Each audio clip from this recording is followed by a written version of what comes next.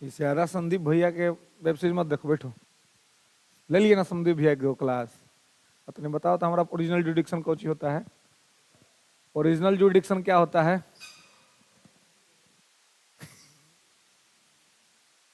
मूल क्षेत्राधिकार। कौन कौन आएगा? मूल क्षेत्राधिकार में सुप्रीम कोर्ट के अंतर्गत कौन कौन सा अधिकार आएगा?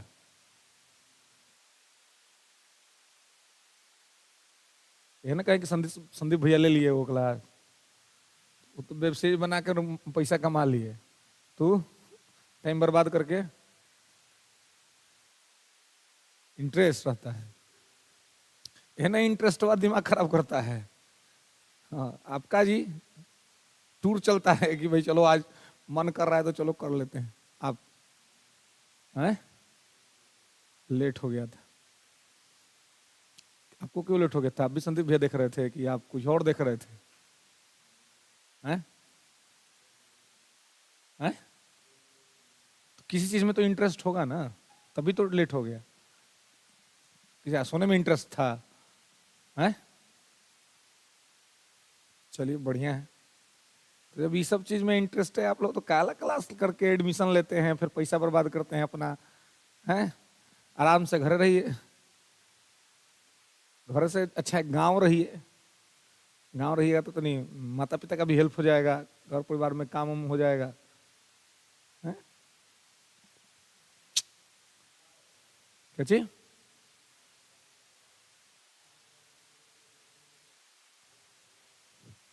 हम्म हम्म हम्म। और संघीय ढांचा। देखिए देखिए, बिना आप लोग को टोका टाके किए भी हम क्लास स्टार्ट कर सकते हैं ना, कोई दिक्कत नहीं, इसमें मेरा कोई लॉस नहीं है। आप आइए चाहे मत आइए, हम अगर क्लास ले लिए तो हमारा मीटर हो गया है ना। हमको महीना दिन जोड़ के मिल जाएगा कि सर इतना आपका हुआ था। आपके आने ना आने से मेरे इनकम पे कोई असर नहीं पड़ता, ये बात दिमाग में बिठा लीजिए। हाँ, लेकिन आप ही समझिए कि आप अगर पैसा दिए हैं तो उसका कोई महत्व है। एक बता रोज रोज हम बोलते हैं आप लोग को उसका कोई असर नहीं होता है, अलग बात है। अरे ठंडा का मौसम है, ठंडा अपने नियति कंट्रोल नहीं कर रहा है, इतना ठंडा पड़ा रहा है कि मन नहीं कर रहा है घर से निकलने का, पड़ रहा है ना। जब ठंडा अपना काम कर रहा है, जबरदस्त तरीके का ठंडा बरसा रहा है, गर्मी वैसे ही अपना काम करता है, जबरदस्त तरह का गर्मी बरसाता है, बरसात वैसा ही काम करता है, खूब वर्षा कराता है। जब पूरी नेचर अपने अपने हिसाब से पूरी तन्मयता से अपना ड्यूटी पूरा कर रही है, तो आप और हम अपना ड्यूटी क्यों नहीं पूरा करें? सोना मेरे लिए भी बहुत प्रिय चीज है, बहुत प्रिय चीज। सोना, स्लीपिंग, है ना, बहुत प्रिय। लेकिन आप पता है आप लोगों के क्लास में से इंतजार करना पड़ता है कि सैटरडे कहीं आएगा। कल है सैटरडे, हम टिकैले हैं इसको कम से कम 6-7 दिन से। कल सैटरडे है, कल है क्लास नहीं होगा मॉर्निंग में, कल है आराम से सोना है 10 बजे तक, 11-12 बजे के बाद आराम से आना है ऑफिस, क्योंकि सैटरडे और संडे को थोड़ा प्रेशर कम रहता है। तो बाकी जगह भी जो क्लासेस होती हैं वो मैं सैटरडे संडे को नहीं लगवाता। तो इससे क्या होगा है कि थोड़ा सैटरडे संडे आदमी टिका के रखता है ना। इसी यही मोटिवेशन है आज उठने का। कोई बात नहीं, कल तो सैटरडे है ही है, कल तो टिकैले हैं उसको, है ना। कल सोना है दम भर, ऊपर से फिर से बोनस में आ गया संडे, फिर उसको टिकाइए फिर। लेकिन अब यह है कि अभी अभी इधर 2-3 दिन चल रहा है, अब फिर आगे आ जाएगा टीचर का बैच। 23 तारीख से अनाउंस है, 23 से 26 से स्टार्ट हो जाएगा। अब वो बैच रहेगा 7 बजे से। अब समझिए कि मैटर और खराब हो जाएगा, है ना। और दिक्कत ये है कि अब अक्षय कुमार जैसा रात को 9 बजे सो नहीं सकते हैं खा पी के, है ना। अक्षय कुमार एकदम अर्ली मॉर्निंग उठ जाते हैं, सो जाते हैं 9-10 बजे आराम से, है ना, क्योंकि उनका फिक्स शेड्यूल है। हम लोग का कोई शेड्यूल फिक्स नहीं रहता है ना। तो सोते सोते आप कितना जल्दी सोइएगा तो कम से कम 2 बजे से पहले तो सोइएगा नहीं। लेकिन अगर 2 बजे भी सो जाते हैं तो 4-5 घंटा का नींद अगर आप काम कर रहे हैं तो ठीक है, 5 घंटा अगर ले लिए तो ठीक है ना। काम प्रायोरिटी में होना चाहिए। काम किसी भी वजह से आपका काम डिस्टर्ब ना हो, जो आपका काम है ना, बहुत एकदम अनावश्यक कोई आवश्यक चीज आ गई कि अब मतलब काम डिस्टर्ब किए बिना होगा ही नहीं। आप कभी देखते हैं कि अनावश्यक मेरा क्लास कैंसिल हुआ हो, इतना दिन से क्लास पढ़ रहे होंगे आप लोग, कि हम शेड्यूल लगा करके नहीं आए हो, शेड्यूल लगा हुआ हो और नहीं आए हो, कभी नहीं, यही नहीं कहीं नहीं ऐसा होता है। अगर हमको पता है कि मेरा ये शेड्यूल है तो बाकी सारा काम बाद में होगा, जो भी काम होगा वो क्लास के बाद होगा, अगर होने लायक होगा तो। और अगर बहुत इमरजेंसी है तो ऐसी स्थिति में फिर पहले ही मैनेजमेंट टीम को सूचना दे दूंगा कि भाई मैं नहीं रह पाऊंगा, तो आप अपना कोई कुछ अरेंजमेंट करिए। रीजन क्या है कि अगर हम अपने काम को महत्व नहीं देंगे तो काम भी हमको महत्व नहीं देगा। ये देखिए, जिसको आप लाइफ में फर्स्ट प्रायोरिटी दीजिएगा वही भी है ना आपको फर्स्ट प्रायोरिटी देगा जी, या उससे आप डिमांड भी करिएगा। कहते होंगे ना आप किसी से कि भाई हम तुम्हारे लिए नंबर 1 पर हैं कि नहीं, कहते होंगे लाइफ के अंदर में। क्यों कहते होंगे? क्योंकि आप भी उसको नंबर 1 पर रखते होंगे। ऐसा नहीं हो सकता है कि आप किसी को नंबर 10 पे रखे हुए हो, आप फिर उससे कह रहे हो कि तुम हमको नंबर 1 पे रखो, ऐसे वो कभी नहीं रख पाएगा। तो जनरली बहुत सारा चीज होता है ना जो हम लोग डिमांड करते हैं, लेकिन एक्चुअल में लाइफ का कंसर्न ये है कि हमें कमांड करना होता है। डिमांड से दुनिया में कुछ नहीं मिलता है, कमांड करने से सब कुछ मिल जाता है। दिक्कत ये कि कमांड नहीं कर पाते हैं, अपना कमांड कहीं और छोड़ देते हैं, डिमांड करते हैं, बोले ये नहीं मिल रहा है, ये नहीं हो रहा है, ऐसे नहीं हो रहा है, वैसे नहीं हो रहा है। जिस दिन कमांड करना सीख गए सब चीज आपके पास आ जाएगा। काम को प्रायोरिटी दीजिए, यही नहीं हर जगह पर, जहाँ कहीं भी अगर जो भी आप काम करते हैं, अभी आपका काम विद्यार्थी जीवन में पढ़ना है तो पढ़ाई से ज्यादा दूसरा उसके अलावा कोई काम नहीं है। और मैं हमेशा कहता हूँ 8 घंटा 10 घंटा पढ़ लिए, हो गया कोटा पूरा। अब करिए जो मस्ती करना है, घूमना है, घुमाना है, कोई दिक्कत नहीं, कोई पाप नहीं लगेगा उससे, क्योंकि पार्ट ऑफ लाइफ है। लेकिन पहले काम है, काम कर लीजिए। काम कर लीजिए तो सेटिस्फेक्शन रहेगा कि हम अपना जो ड्यूटी था वो ड्यूटी कर लिए, जिस ड्यूटी के लिए पटना में आए हैं वो ड्यूटी पूरा कर लिए है, और ड्यूटी के बाद हमको टाइम बच रहा है तो हम अपना कर रहे हैं जो करना है सो। लेकिन मालूम चला कि ड्यूटी कई भी नहीं किए, जो काम के लिए आए हैं वो काम पूरा नहीं किया, दूसरा काम खूब बढ़िया से कर रहे हैं, तो आप समझिए कि उसका क्या कोई फायदा होगा? कोई फायदा नहीं होगा। समझिएगा, छोटे भाई बहन के तौर पे समझाता हूँ, समझ जाइएगा तो भविष्य में बहुत अच्छा करिएगा, और नहीं समझिएगा तो मेरा तो चल ही रहा है, आगे भी चल जाएगा ईश्वर की कृपा से, आपका भी चल ही जाएगा। ऐसा नहीं कि किसी का चलेगा नहीं, चल तो आपका भी जाएगा। लेकिन अब मतलब यह है कि क्या आप जिस हिसाब से सोच रहे हैं उस हिसाब से चलेगा, ये मैटर करता है। चलने को तो सबका चल जाएगा, ईश्वर ने अगर जीवन दिया है तो अन्न का प्रबंध वो करेंगे, ये उनकी ड्यूटी है, वो अपना काम कर रहे हैं, कोई ना कोई बंधा आपको कर देंगे। लेकिन आप जैसा सोच रहे हैं कि आपका जीवन भविष्य में इतना बढ़िया हो, इतना अच्छा हो, तो ऐसा होगा कि नहीं, इस पर संशय जरूर हो जाएगा। इसलिए इस बात को ख्याल रखिएगा कि जीवन काटने के लिए नहीं मिला है, जीने के लिए मिला है। अभी पिताजी के का माताजी का सब कुछ चल रहा है, तो हो सकता है जीवन जी रहे हो आनंदी से, पैसा का टेंशन नहीं, अच्छा पलंग मिल रहा होगा, बढ़िया सा सोफा मिल रहा होगा ना, सोने के लिए डनलप वाला बेड मिल रहा होगा, क्योंकि पिताजी का होटल है। लेकिन आप सोचिए कि अगर पिताजी इतना अच्छा आपको दे रहे हैं तो आप अपने जनरेशन को कितना अच्छा दीजिएगा। कम से कम क्या उतना भी वापस दे पाइएगा जो आपके पिताजी दे रहे हैं आपको, उतना भी दे पाइएगा कि नहीं दे पाइएगा, इस बात का जरूर होना चाहिए। इसलिए कहते हैं ज्योग्राफी या साइंस के हिसाब के टर्म में सतत विकास, कि संसाधन का उतना ही उपयोग करें जिससे कि आने वाली जो हमारी पीढ़ी है उसको भी संसाधन का कोई दिक्कत ना हो, ना। तो कहीं कोई चीज में अगर टाइम बर्बाद करिए तो अपने आत्मा से एक बार जरूर पूछिएगा कि क्या आप अपना ड्यूटी पूरा कर लिए हैं। अगर आप ड्यूटी पूरा कर लिए हैं, टाइम बर्बाद करने में कोई दिक्कत नहीं है, क्योंकि आपने अपना काम कर लिया। लेकिन अगर आपका आत्मा कह रहा है, आत्मा आपका हमारा हमसे झूठ नहीं बोलता जी, वो कह देगा आपको कि भाई तू अपना अच्छा से काम नहीं किया, आप दुखी हो जाइएगा उसी time.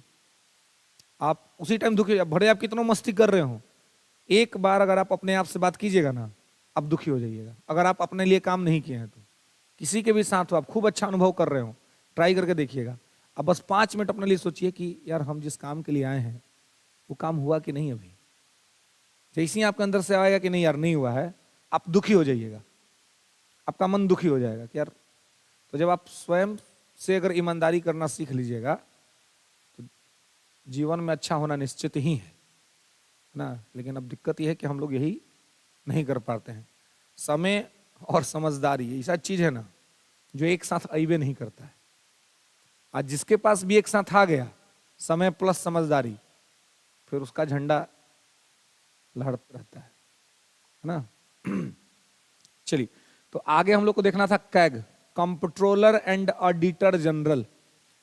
Comptroller and auditor general, नियंत्रक एवं महालेखा परीक्षक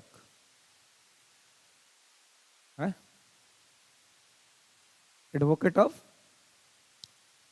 ऑफ रिकॉर्ड, यहाँ पे हम लोग ने कोर्ट ऑफ रिकॉर्ड को देखा था पिछले क्लास में, ठीक है। और जो कैग हैं ये अलग है। बाकी जो महान न्यायवादी जब हम लोग जहाँ पे पढ़े थे, तो महान न्यायवादी के संदर्भ में ही उसको जाता है। सुप्रीम कोर्ट में वकीलों का प्रकार होता है। सुप्रीम कोर्ट में जो वकील होते हैं उनका टाइप है कि किस किस तरह के वकील सुप्रीम कोर्ट में काम करते हैं, ठीक है। अभी हम कैग देख रहे हैं, comptroller and auditor general, Hindi में कहते हैं नियंत्रक एवं महालेखा परीक्षक।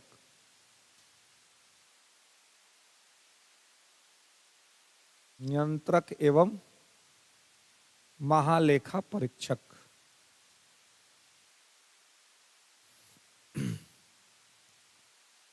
नियंत्रक एवं महालेखा परीक्षक, ठीक है। अब देखिए जो कैग है, तो कैग का चर्चा आर्टिकल 148 से लेकर के 151 तक में है ना। CAG discuss under article 148 to 151, ठीक है। लिखेंगे कि CAG is an independent authority. CAG is an independent authority under the constitution of India. Bharat के संविधान के अंतर्गत, भारत के संविधान के अंतर्गत नियंत्रक एवं महालेखा परीक्षक, नियंत्रक एवं महालेखा परीक्षक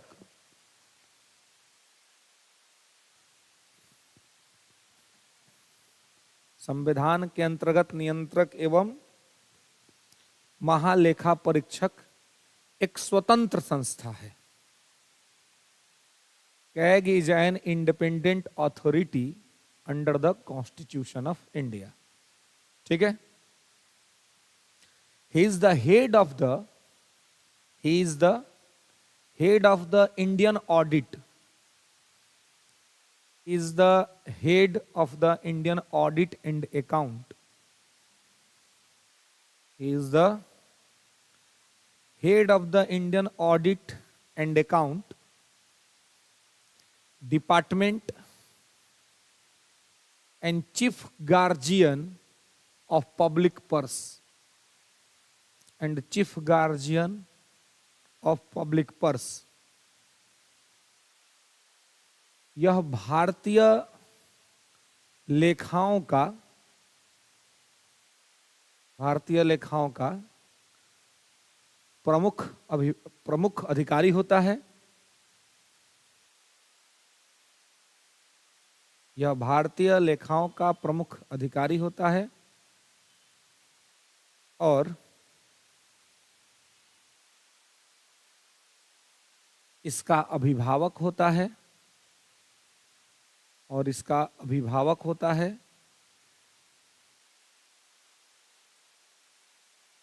तथा जनता के पैसों का गारंटर होता है। अर्थात जनता के पैसों का गारंटर होता है, guardian of the public purse. ठीक है, मतलब क्या है दोस्त, देखिए, तो इंडियन गवर्नमेंट जो है, तो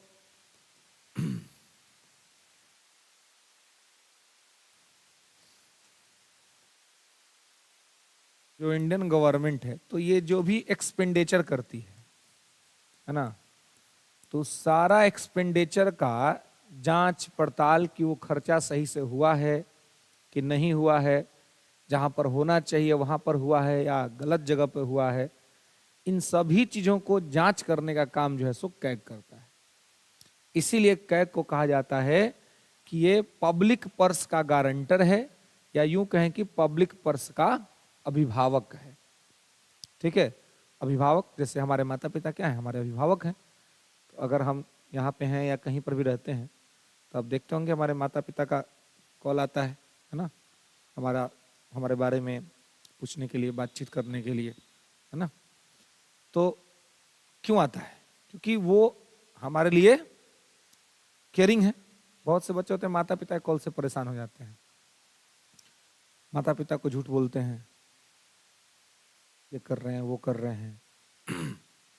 उनको लगता है कि क्यों माँ कॉल कर रही है, क्यों पिताजी कॉल कर रहे हैं, क्यों भाई कॉल कर रहा है। ऐसे लोग सौभाग्यशाली होते हैं जिनके माता पिता का कॉल उनके पास आता है कि क्या कर रहे हो नहीं कर रहे हो। और सबसे बड़ी बात कि उनका कॉल इसलिए नहीं आता है कि वो आपको रोकना या टोकना चाह रहे हैं, वो आपको इतना प्यार करते हैं, वो आपको इतना मानते हैं कि फोन करने का मतलब है कि वो बस इतना जान रहे हैं कि उनका लड़का या लड़की सुरक्षित है कि नहीं, सेफ है कि नहीं, कहीं भी है तो सेफ है कि नहीं, बस उनका इतना ही पर्पस होता है। भले वो दुनिया भर की बातें कर ले, लेकिन उनका मोटिव बस इतना जानना है कि मेरा बच्चा या मेरी बच्ची जो है, जो बाहर रह रहा है, रह रही है, वो सेफ है कि नहीं। आप कहीं बाहर जाते हैं तो घर वालों को पता है कि आप बाहर में हैं, तो समय समय पे कॉल आता है आपके पास, क्या हुआ, क्या कर रहे हो। तो बहुत से लोगों को लगता है कि हमारा आज़ादी खतरे में पड़ गया। आज देश ऐसे विडंब स्थिति में पहुंच चुका है क्योंकि थोड़ी सी बात में लोगों की आज़ादी खतरे में पड़ जाती है। लोगों को लगता है हमारा आज़ादी खतरा में आ गया ना। और मैं इसके लिए मैं आगाह करना चाहूंगी, सबसे ज्यादा ये समस्या वर्तमान में लड़कियों के साथ है, महिलाओं के साथ है। ये समझना पड़ेगा इस चीज को। लड़कों को जब अब आज के डेट में जब कंट्रोल किया ना तो समझते हैं कि चलो ठीक है, हो रहा है, कोई दिक्कत नहीं। लड़कियों को जब कंट्रोल किया था तो उनको एक बात जो कि उनके दिमाग में बैठा हुआ है कि समाज ने उनको शोषित किया है, समाज ने उनका शोषण किया, जो कि सत्य बात भी है। जो कि सत्य बात है कि महिलाओं के अधिकारों को समाज ने छीना था, इसमें कहीं कोई दो राय नहीं है। ये उत्तर वैदिक काल से हम पढ़ रहे हैं और देखते आ रहे हैं कि महिलाओं के अधिकार को छीना गया, महिलाओं को दबाया गया, महिलाओं को घर में रखा गया, महिलाओं को अपनी योग्यता का प्रदर्शन करने का अधिकार नहीं दिया गया। यह सत्य बात है। लेकिन वर्तमान परिवेश में राइट्स मिल रहे हैं, लेकिन जब राइट्स मिल रहे हैं तो डिमांड हो रहा है कि राइट्स एब्सोल्यूट मिल जाए। एब्सोल्यूट मिल जाए मतलब कि हमको कोई रोके नहीं, हमको कोई टोके नहीं, हमको कोई कुछ बोले नहीं। भाई, रोकना टोकने का मतलब ये बिल्कुल नहीं है कि कोई आपका अधिकार छीन रहा है। रोकने टोकने का मतलब ये है कि आपके माता पिता, आपके भाई बंधु आपको लेकर के प्रोटेक्टिव हैं। जो भी आपके लिए हैं लोग, वो आपको सुरक्षित रखना चाह रहे हैं। क्योंकि आज जहां अधिकार मिला है समाज में, तो वहीं अपराध भी बढ़ा है समाज में।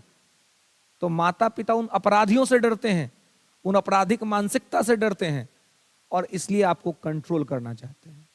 लेकिन हम ऐसा सोच लेते हैं कि हमारा अधिकार माता पिता छीन रहे हैं।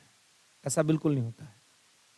लड़की के साथ क्या होता है कि जैसे उनको लगता है कि यार कोई बात नहीं है, डांट दिया, बोल दिया, कोई नहीं, ठीक है ना। क्योंकि उनको शुरू से वो राइट्स मिला हुआ है, तो जिसको अधिकार मिला हुआ है ना, उसको अधिकार छीनने का खतरा नहीं लगता है।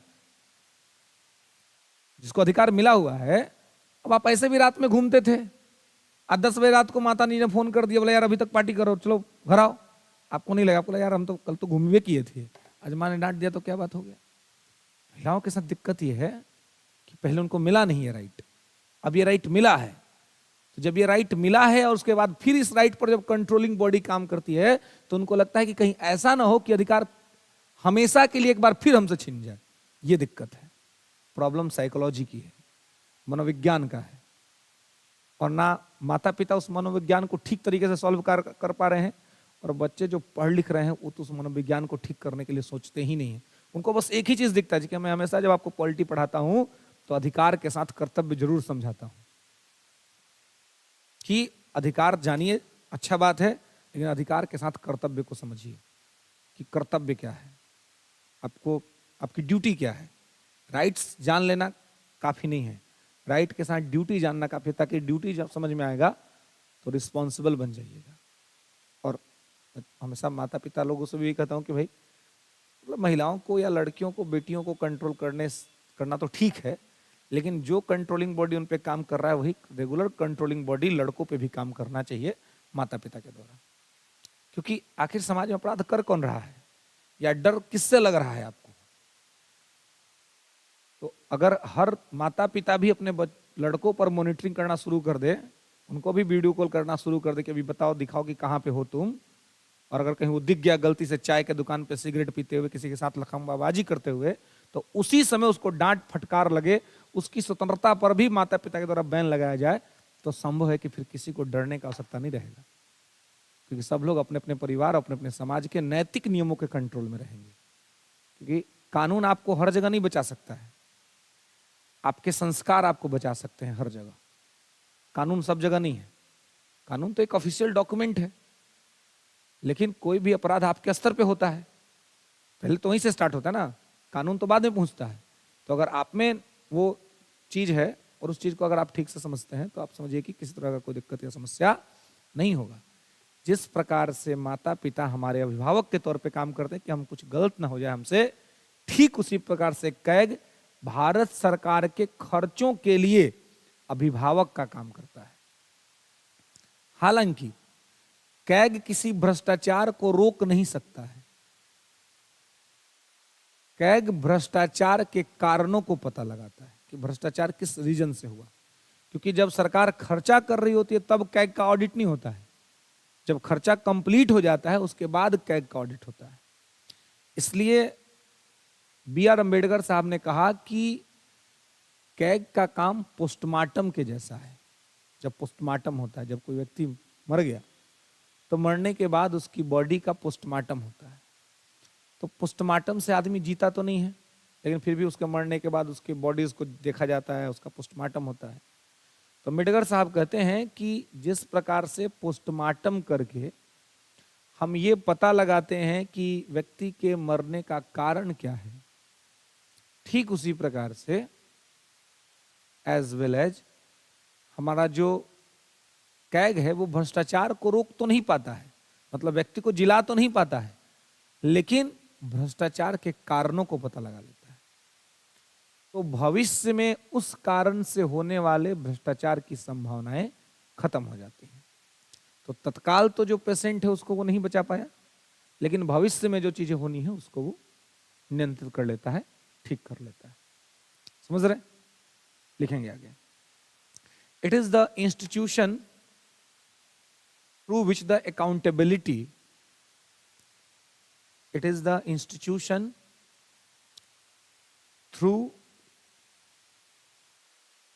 which the accountability of the government and other public authorities, government and other public authorities to parliament and state legislature, to parliament and state legislature, and through them the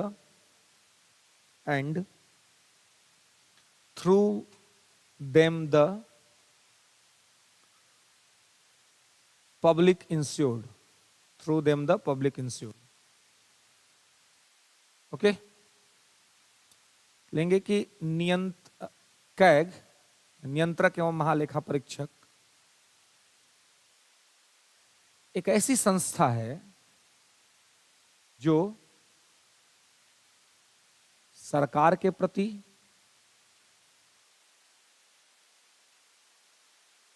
जनता की संस्थाओं के प्रति,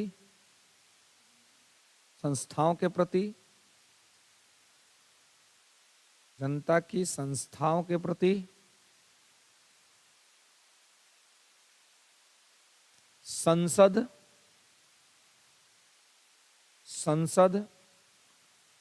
और राज्य विधायिका, संसद और राज्य विधायिका तथा जनता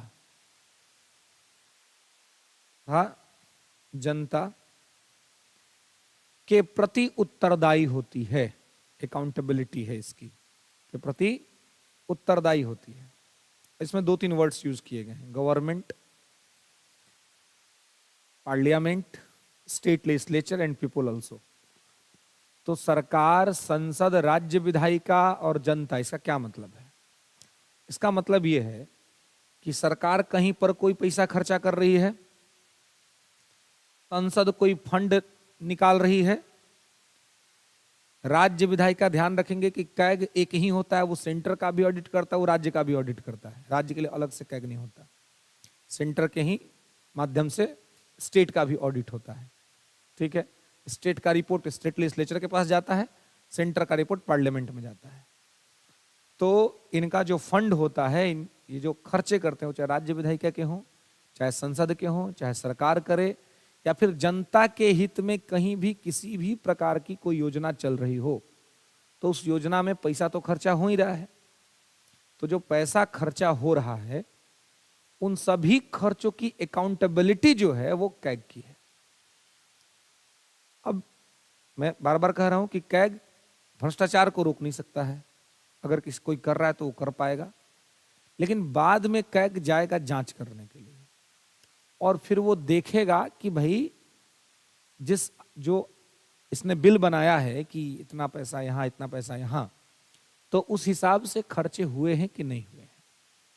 अगर उस हिसाब से खर्चा हुआ है तो ठीक है, और अगर उस हिसाब से खर्चा नहीं हुआ है, इसका मतलब है कि व्यवस्था में कोई चूक है, व्यवस्था में कोई खामी है। क्लियर है? अब इसको ऐसे समझिए कि आप पटना में सब लोग अलग अलग जगह से आए होंगे पढ़ने के लिए, है ना जी? आप में से कोई लोकल भी है पटना का जो यहीं का है ना? बाहर से आए होंगे, ठीक है। तो जब आप घर से निकलते हैं बाहर पढ़ने आने के लिए, तो आप देखेंगे कि घर में एक बजट बनता है। बनता है कि नहीं बनता है जी? माता पिता बजट नहीं बनाते हैं?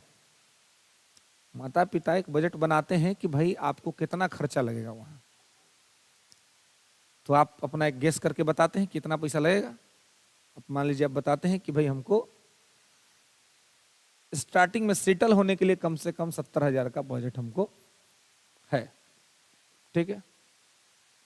अब इसमें से माता पिता पूछते हैं कि बच्चा बताओ 70,000 का क्या खर्चा है, कैसे करोगे? तो आप कहते हैं कि इसमें से तो 50,000 मेरा चल जाएगा संस्था के फीस में, इंस्टीट्यूशन का फी है जो हमको देना पड़ेगा, बाकी मेरे पास 20,000 बचेंगे। तो 20,000 में से 10,000 मेरा चल जाएगा रूम रेंट में, और बचा हुआ जो 10,000 हमारा होगा, उस 10,000 में मैं अपने पढ़ने की किताबें, नोटबुक, खाने पीने का सामान, ये सारा चीज अरेंज करूंगा। तो आपने बजट बना के दे दिया, आप अपनी सरकार खुद ही हैं, अपने वित्त मंत्री खुद ही हैं, आपने अपना बजट बना के माता पिता के पास भेज दिया। माता पिता ने ये आपके इस बजट को पास कर दिया और आपको 70,000 रुपये कैश मिल गया, जी लो अपनी जिंदगी, है ना। आप आ गए पटना में, आप खर्चा भी कर रहे हैं, सब किए, लेकिन अब चूंकि आप स्मार्टफोन यूज करते हैं तो भाई अब पटना है तो भाई पटना है तो घूमने उमने जाइए करिएगा, कहीं ना कहीं कुछ ना कुछ तो करिएगा, अपडेट करिएगा फेसबुक पर, इंस्टा पर, व्हाट्सएप पर, उसी में कोई होगा आपके गांव शहर का आदमी, उसका ध्यान चल जाएगा, वो जाके माता पिता से आपके कहेगा कि यार ये पढ़ने गया है कि घूमने गया है, ये रोज देख रहे हैं कि चिड़िया खाना के शेर के साथ फोटो लगा रहा है, तो ये चिड़िया खाने में रहता है का, कि राजधानी वाटिका में रहता है ना, हो ना, इको पार्क, है ना। तो अब सोशल मीडिया पे तो सब कुछ ही हो जाएगा। अब जैसे ही मैसेज माता पिता के पास जाएगा तो उनको भी शंका होगा कि यार हम जो पैसा दिए हैं क्या उसका गलत इस्तेमाल तो नहीं कर रहा है। तो आपको बिना चर्चा किए वो अपना एक कैग भेज देंगे आपके पास, अपने किसी विश्वस्त को, अपने किसी मित्र को, दोस्त को, आपके कोई चाचा होंगे, भैया होंगे, है ना, कोई भी होंगे, फूफा होंगे, जीजा होंगे, अगर उनसे ही, क्योंकि हम लोग के समाज में तो ये लोग का बहुत सम्मानित स्थान है ना, जीजा लोग, ये लोग को तो ज्यादा सम्मान मिलता है, नायका बहाली रहता है ना। ज्यादा उत्साहित होने का जो आप लोग भी बनेंगे ही किसी ना किसी के ना। लेकिन मैं बस इतना ही बता रहा हूँ कि जब भी बनिएगा ना तो कंट्रोल में रहना है। ये नहीं कि समझे क्या रीता हमको हथुआ का राज मिल गया, अब तुम जीजा बन गए। कितना जीजा सबको यह लगता है हमको तो यार बहुत बड़ा पावर मिल गया है, खूब नौटंकी करेगा, है ना। और हम जितने को देखे हैं एक दो बार नौटंकी करते हुए, लेकिन अब नहीं बोलने में तो दिक्कत है। मान लीजिए कि अब सुप्रीम कोर्ट से सब पावर लेके आता है, सबके पास जो पावर रहता है ना वो सर्वोच्च न्यायालय का पावर होता है, यानी कि माता पिता उसको पावर दे देते हैं कि लो भाई पावर एंजॉय करो। तो हम लोग इंतजार करते कि अच्छा कर लो, उसके बाद तो तुम्हारा प्रमोशन हो ही ना जाएगा। और जैसे ही प्रमोशनल पोस्ट पर जाओगे, जैसे ही फूफा के रूप में तुम्हारा तब्दीली होगा, उसके बाद बताएंगे कि कैसे होता है, फिर बन जाओगे सलाहकारी संस्था, है ना, एडवाइजरी बॉडी बन जाओगे। तो अपने किसी विश्वस्त को क्या करेंगे, भेज देंगे आपके पास।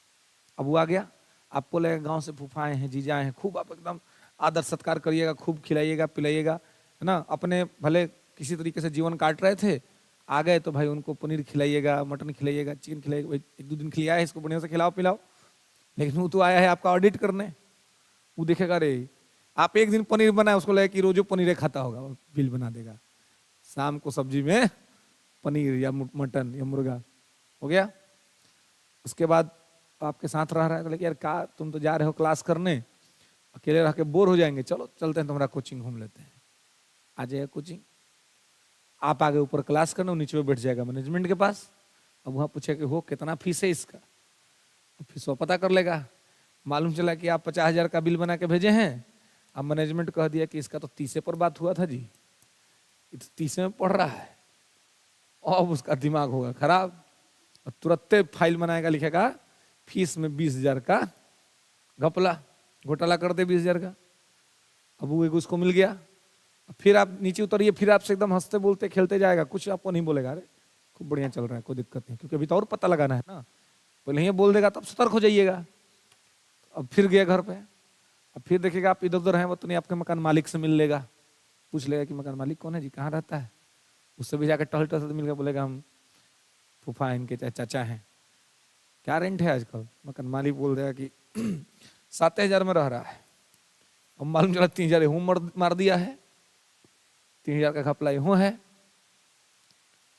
अब बाकी आपका खर्चा वो देख ही रहा है, तो कम से कम इतना का तो बिल बना ही देगा कि 23,000 का जो है सो घोटाला हुआ है, 20,000 का किया है फीस में, और 3,000 का किया है रूम रेंट में। बाकी खाने पीने वाला तो उसका भाई अलग लेवल पर खा पी रहा है भाई, वो पढ़ने नहीं गया, वो लग रहा है कि एकदम।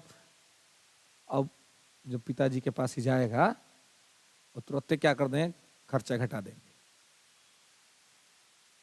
अब जितना आपको मिलता था उस सीधे आपके आधा पर आ जाएगा, और एकदम उससे भी कम, ताकि एकदम कष्टपूर्ण जीवन आपका बीते, ऐसा हो जाएगा। क्यों, इसके रिपोर्ट के आधार पर। ठीक इसी प्रकार से कैग अपना काम करता है। खर्चा करते वक्त कैग नहीं जाता है, खर्चा होने के बाद कैग जाके पता करता है कि भाई खर्चा जो हुआ वो ठीक हुआ है कि नहीं हुआ है। ऐसे 2G स्पेक्ट्रम घोटाला हुआ था, कैग ने पता लगाया, हालांकि कोर्ट में प्रूव नहीं हो पाया है। कोल घोटाला, तो कोयला या स्पेक्ट्रम क्या है, सरकार का संसाधन है, सरकार इससे बेचती है तो सरकार को पैसा मिलता है, तो जब पैसा मिलता है तो उससे विकास का काम होता है। तो स्पेक्ट्रम में यह आरोप लगा कि उस समय के जो संचार मंत्री थे ए राजा, उन्होंने सस्ते दाम पर स्पेक्ट्रम बेच दिया। तो अब मान लीजिए कि जो 50 लाख में बिकना हो, अगर वो 40 लाख में ही बिक गया तो 10 लाख का तो घाटा हुआ ना। वो 10 लाख रुपया और सरकार को मिला होता तो सरकार कोई अच्छा काम करती। तो ये हो गया। तो अब इसका मतलब है कि अभी 10 लाख सरकार के अकाउंट में नहीं गया, अब उसमें से कुछ पैसा जिस आदमी ने बेचा या जो लोग बीच में इस तरह का काम करवाए हैं उनको कहीं कहीं फ्लैट मिल गया, कहीं कुछ मिल गया, कहीं कोई गिफ्ट मिल गया। अब पता नहीं चलेगा कि घोटाला हुआ है, हम काम भी हो गया। लेकिन कैग इसको भी पता लगाता है कि कहीं एस्टीमेट में घोटाला तो नहीं हो गया। जैसे कोई पुल बनता है तो पुल के लिए मान लीजिए 600 करोड़ रुपया आवंटित हुआ, तो पुल बन के रेडी हो गया और दिखा भी दिया सरकार के 600 करोड़ खर्चा हो गया। लेकिन वही क्या जाएगा तो देखा कि अच्छा ये तो इस पुल का क्वालिटी कैसा है। तो मालूम चला कि जो 600 करोड़ का बजट बना था वो बेहतरीन पुल बनाने के लिए बना था, मजबूत पुल बनाने के बना था। अब पैसा बचाने के चक्कर में सब क्या कर दिया, सीमेंट, बालू, रड, गिट्टी, सब का क्वालिटी कम कर दिया। इसलिए पुलवा क्या हो जाता है, जिस पुल को 10 साल चलना हो उद्घाटन के दिन गिर जाता है। उद्घाटन के दिन वो मामला मेट्रो से खराब हो जाता है, तभी कोई उस पर चलबो नहीं किया। तब वो क्यों होता है, क्योंकि स्कैम हुआ है उसमें। जितना पैसा आवंटित हुआ उस पैसे के हिसाब से काम नहीं हुआ। काम हुआ होता तो पुल मजबूत बनता है ना। आप कहते हैं हम लोग अंग्रेजों ने हमें शोषित किया, लेकिन अंग्रेजों ने हमें जो दिया वो हम आज तक नहीं कर पाए। हावड़ा का पुल देखिए, हावड़ा के पुल के बारे में कहा जाता है कि हावड़ा के पुल में नईखे को पाया कैसन प्रभु जी के माया। हावड़ा का पुल जहां से शुरू होता है बस वहां, और फिर जहां लास्ट होता है वहां, 2 ही पाया ही है उसमें। फिर भी मस्ती से चल रहा है, अंग्रेजों का बनाया हुआ पुल है हावड़ा ब्रिज, लगातार चल रहा है बिना रोक टोक के। और हम लोग के इंजीनियर साहब लोग बनाते हैं पुल, 200 पाया रहता है ना, फिर भी गिर जाता है। फिर भी लोग उतना मजबूत नहीं बना पाते जितना वो लोग आज से 100 साल पहले बना के चल गया। तो आप समझिए कि क्या हो रहा है। तो यही सब क्या होता है, एस्टीमेट घोटाला होता है। कैग इसको भी पता लगाता है। अब इसे आपको कहा गया 200 रुपया दिया गया, कहा कि भाई जाइए सब्जी खरीद कर लाइए। आप 200 का सब्जी लेके आ गए, लेकिन मालूम चला कि मार्केट से सड़ा हुआ साग लेके आ गए हैं, सड़ा हुआ पालकी। अब दिखा दिए कि 5 किलो पालकी लाए हैं, 100 रुपये का, तो ये हो गया, बिल बना दिया आपने। वास्तव में सही क्वालिटी का 5 किलो लीजिएगा तो मान लीजिए 100 रुपया का वो मिलेगा, लेकिन आप उठाए एकदम छांट, एकदम करियाइल, एकदम सड़ा हुआ, एकदम बास आ रहा है उसमें से, वो उठा के लेके आ गए हैं, तो आपको 50 रुपये में दे दिया होगा। आप फैमिली को बिल बना के भेज देगी 100 रुपये का साग हो गया जी, ले। अब उसका क्वालिटी खराब है, देखते पता चल जाएगा। तो घोटाला इसे भी होता है, एस्टीमेट में घोटाला, सीधे नहीं मारेगा, एस्टीमेट में घोटाला कर देगा, है ना। बचपन में मैं एक कहानी, एक हमारे एक रिलेटिव थे, आते थे, हम लोग कहते थे वो कथा सुने, तो वो कथा सुनाते थे एक चलाक चोर के बारे में। एक चोर, दो मतलब एक राजा था, वो सोचा कि हमको एक ईमानदार नौकर चाहिए अपने घर में, जो एकदम ही ऑनेस्ट नौकर हो। तो बोला कि ऑनेस्ट नौकर का टेस्टिंग कैसे किया जाए। तो उसने क्या किया कि एक घर में लड्डू रखवा दिया और कहा कि 2 दिन जो आदमी इसमें रह जाएगा, नहीं खाएगा, भूखे, एकदम काउंटिंग के साथ रखवा दिया कि भूखे रह जाएगा और नहीं खाएगा तो हम समझे कि भाई ईमानदार है, इतना भूख भी लग गया तब भी एक वो लड्डू खाया नहीं। यही परीक्षा रखा गया। बहुत से लोग परीक्षा में गए, लेकिन अब 2 दिन अच्छा खासा समय होता है, भूख लग जाती थी तो चलो नौकरी होगा चाहे नहीं होगा, 2 लड्डू उठा के खा लेता था सब। काउंटिंग होता था तो परीक्षा में फेल कर जाता था। एक दिन वो गया, बोला हम तो पास करके आएंगे। तो गया तो क्या किया कि जाते वो गमछी लेके गया, गमछी बिछा दिया और सारा लड्डूया को झाड़ दिया। झाड़ दिया तो झाड़ेगा तो 2-3-4 को लड्डू तो निकल का बूंदिया तो निकलेगा उसमें से। सब लड्डूया को झाड़ दिया, बस उसके पास बूंदिया हो गया आधा 1 केजी। आराम से दबा के खाया और निकला सुबह में बाहर। बोला रहे सब गिन लीजिए, एको को अगर कम होगा तो कह दीजिएगा, हमसे ईमानदार आदमी आपको नहीं मिलेगा। काउंटिंग हुआ एकदम सेम, वही का वही। राजा ने उसको रख लिया जॉब पे। अब बताइए वो ईमानदार है कि क्या है भाई? वो तो जबरदस्त चोर है ना, चोरियों कर दिया मालूम नहीं चला। सब बाकी वाला, पहले वाला सब ईमानदार था कि भूख लगा तो खा लिया बेचारा, और बता भी दिया कि खाए हैं, लेकिन राजा को समझ में नहीं आया। ऐसा आदमी को चुन लिया कि दीमक की तरह राज्य को बर्बाद कर देगा और पता भी नहीं चलेगा, तो दिमाग लगा के चोरी किया। तो बहुत लोग कहते हैं कि हम बहुत ईमानदार हैं, उसका इसे समझ में नहीं आएगा, लेकिन जब जांच करेगा तब मालूम चला कोई एस्टिमेटे में घोटाला कर दिया है ना। काम हुआ दिखेगा कि काम भइल है, लेकिन काम की क्वालिटी कैसी है, क्वालिटी पर जब जाइएगा तो आपको मालूम चलेगा कि उसकी क्वालिटी खराब है और अच्छा काम नहीं हुआ है। इस तरह की स्थिति जो है सो बनती है। प्रोसीड। तो यही मुख्य तौर पे जो काम है वो किसका है। चलिए, वर्तमान में कैग कौन है जी? बिल्कुल, गिरीश चंद्र मुर्मू जो है वो वर्तमान में भारत के कैग हैं। लिख लीजिएगा, Shri Girish Chandra Murmu is the present CAG of India. Girish Chandra Murmu वर्तमान के भारत के नियंत्रक एवं महालेखा परीक्षक हैं।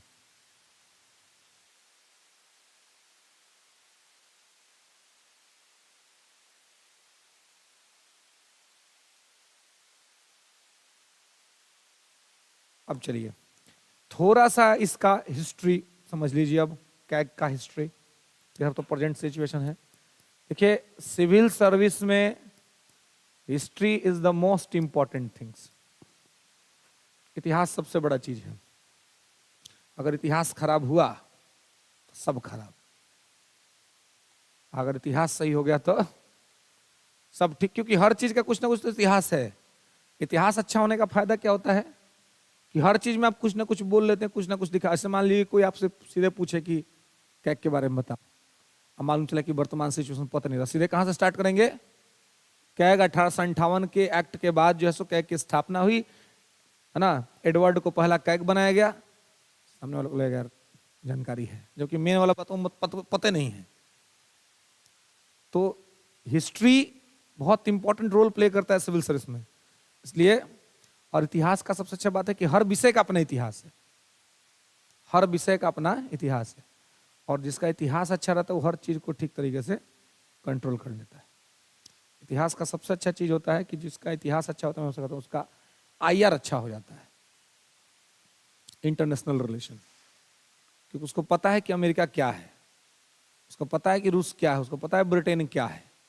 इनके हिस्ट्री को अगर आप जानते हैं, समझते हैं, तो वर्तमान की स्थिति को भी आप आराम से समझ सकते हैं। और हर चीज का तो अपना हिस्ट्री है ही। अगर कोई भूगोल है या राजव्यवस्था ही है या कोई भी चीज है तो उसका अपना एक हिस्ट्री है। तो हिस्ट्री इस तरीके से देखा जाता है कि वो हर सब्जेक्ट के आत्मा में समाया हुआ है ना। इसलिए उसको समझ लेने से आपको बहुत सारी चीजें जो है सो आसानी से समझने में किसी प्रकार की कोई असुविधा नहीं होती है। तो थोड़ा सा समझिए कि इसका कैग का हिस्ट्री क्या है। तो लिखेंगे कि office of CAG established in 1858। CAG का कार्यालय 1858 में स्थापित किया गया। कैग का कार्यालय 1858 में स्थापित किया गया।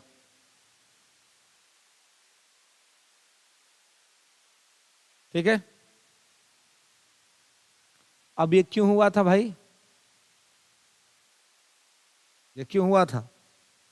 क्योंकि अब शासन सरकार के कंट्रोल में चला गया था। 1857 के क्रांति के बाद ईस्ट इंडिया कंपनी को शासन से हटा दिया गया। शासन कौन करने लगा? महारानी करने लगी।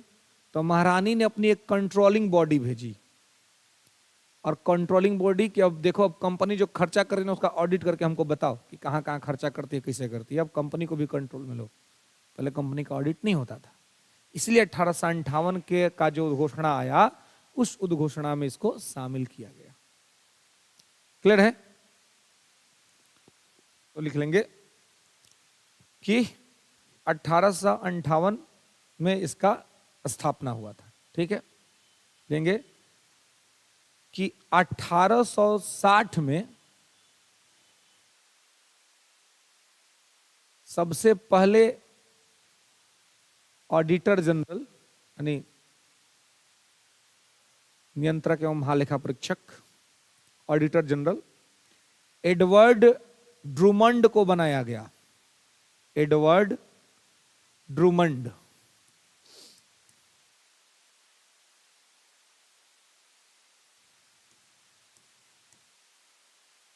एडवर्ड ड्रूमंड को बनाया गया। ठीक है। In 1860 sir Edward Drummond was appointed as the first auditor general.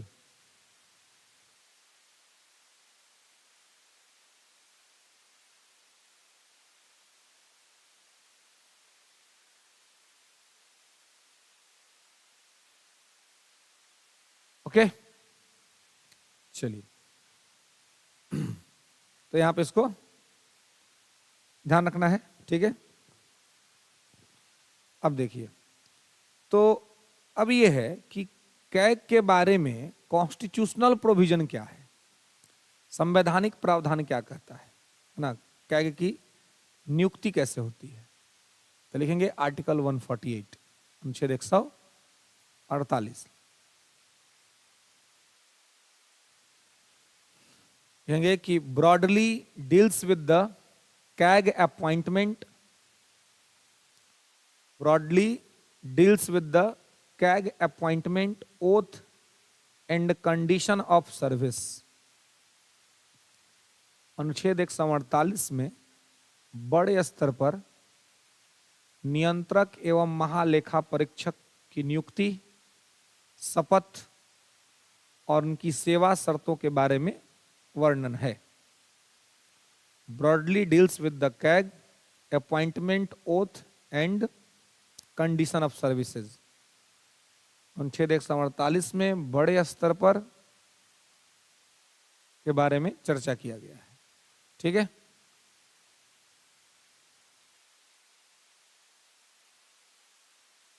Next article 149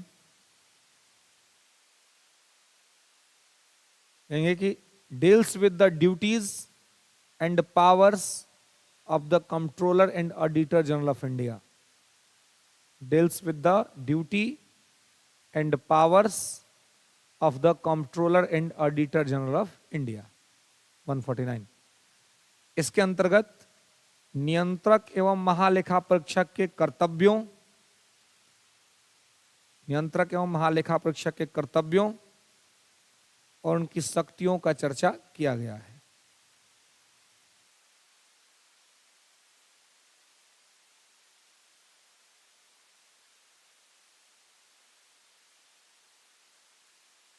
okay,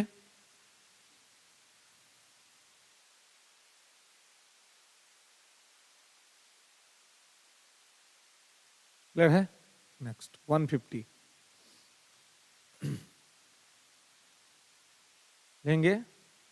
article 150 से that the account of the union and the state, that the account of the union and the state shall be kept in such form, shall be kept in such form as the president may, on the advice of the CAG prescribe, on the advice of the CAG prescribe। अनुच्छेद 150 के अंतर्गत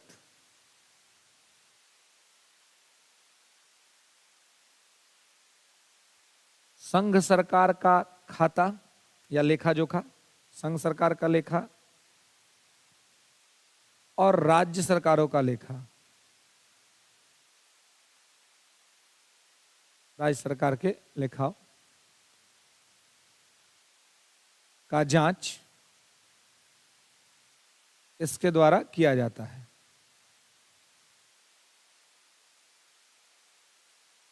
ठीक है, तो आप देखेंगे कि यह जो अपना जब ये जांच कर लेता है तो ये अपना रिपोर्ट राष्ट्रपति को देता है ना।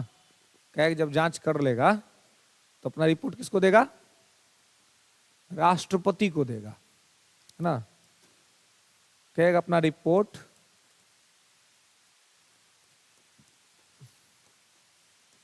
प्रेसिडेंट को देता है। ठीक है, तो कैग जब ये अपना रिपोर्ट प्रेसिडेंट को देगा, राष्ट्रपति को देगा, तो आप देखिएगा कि कैग जब अपना रिपोर्ट प्रेसिडेंट को ग्रांट करता है, प्रेसिडेंट को देता है, तो प्रेसिडेंट उसको संसद में रखवाता है, पार्लियामेंट में। और जब ये पार्लियामेंट में जाता है तो चूंकि लेखा जोखा का जांच किया है, तो आपको जब संसद पढ़ाए थे तो बताए थे कि कमिटी थी पब्लिक अकाउंट कमिटी, लोक लेखा समिति। और लोक लेखा समिति का अध्यक्ष कौन होता है? विपक्ष का नेता, लीडर ऑफ अपोजिशन। तो अभी प्रेसिडेंट को दिया, प्रेसिडेंट उसको लोकसभा को दिया, लोकसभा में कहां चल गया? विपक्ष के नेता के पास। तो अब सोचिए कि भ्रष्टाचार अगर हुआ होगा तो बचेगा? अगर भ्रष्टाचार हुआ है तो बचने का संभावना है कोई? कि विपक्ष का नेता तो ठीक वैसे ही होता है जैसे वो क्या बोलते हैं, मच्छी होती है, जैसे माखी जिसको बोलते हैं, है ना। गर्मी के दिन में आप देखते हैं बेहतर, ठंडा में सब नहीं दिख रहा है। जब कोई घाव वाव आपको हो जाता है तो मक्खी कहाँ से आ जाती है जी? वहां पर आ जाती है ना। तो जैसे मक्खी घाव खोजती है, वैसे विपक्ष का नेता सरकार में कमियां खोजता है। ऐसे में अगर कैग कोई ऐसा बात कह दे कि ऐसा मैटर खराब हो चल रहा है, तो बचेगा? नहीं बचेगा।